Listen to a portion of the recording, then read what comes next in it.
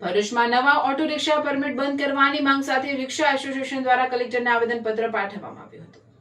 ભરૂચ જિલ્લામાં નવા auto rickshaw permit થોડા સમય માટે બંધ કરવાની માંગ ઉઠી છે। આ મુદ્દે રિક્ષા એસોસિએશન દ્વારા ફરી એકવાર જિલ્લા કલેક્ટરને આવેદનપત્ર પાઠવી રજૂઆત કરવામાં આવી છે। રિક્ષા એસોસિએશનના જણાવ્યા મુજબ ભરૂચ શહેર તેમજ સમગ્ર જિલ્લામાં ઓટો રિક્ષાની સંખ્યા સતત વધી રહી છે।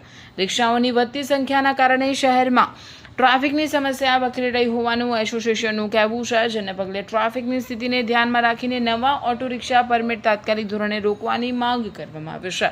બીજી તરફ રેપિડો અને ઓલા જેવી પ્રાઇવેટ કંપનીઓની સેવાઓને લઈને પણ રિક્ષા ચાલકોએ વિરોધ વ્યક્ત કર્યો છે। આવી સેવાઓના કારણે પરંપરાગત ઓટો રિક્ષા ચાલકોને આર્થિક નુકસાન થઈ રહ્યું હોવાનો આક્ષેપ કરવામાં આવ્યો છે।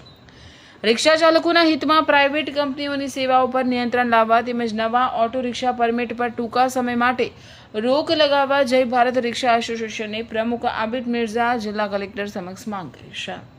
રોજ દિવસે ને દિવસ 10 થી 12 રિક્ષા આવે છે, નવા પરમિટ બંધ કરવામાં આવે।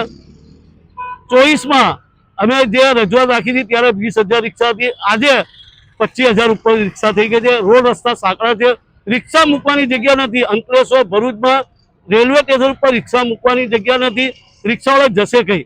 એટલે અમે કલેક્ટર સાહેબને રજૂઆત રાખીએ છીએ કે નવા પરમિટ બંધ કરવામાં આવે। અને બીજી રજૂઆત, જે ઓલા ઉબેર જે અમારા પણ નુકસાન ચાલુ કર્યું છે રિક્ષા ચાલકો પર, એ તાત્કાલિક બંધ કરવામાં આવે। કે સીએનજી ના ભાવ વધી ગયા છે, રિક્ષા વધી ગઈ છે, ધંધા થતા નથી, અને આવી પ્રાઇવેટ કંપની આવીને રિક્ષા ચાલકોનું શોષણ કરે એ અમે કોઈ દિવસ ચલવાઈ નહીં। એટલે કલેક્ટર સાહેબને અમે વિનંતી કરીએ છીએ કે ઓલા ઉબેર જેવી સંસ્થાના જે કંપનીઓ છે એના પર રોક લગાવવામાં એ રિક્ષા ચાલકોને રાહત મળે એવી અપેક્ષા રાખીએ છીએ। જય હિન્દ, જય ભારત।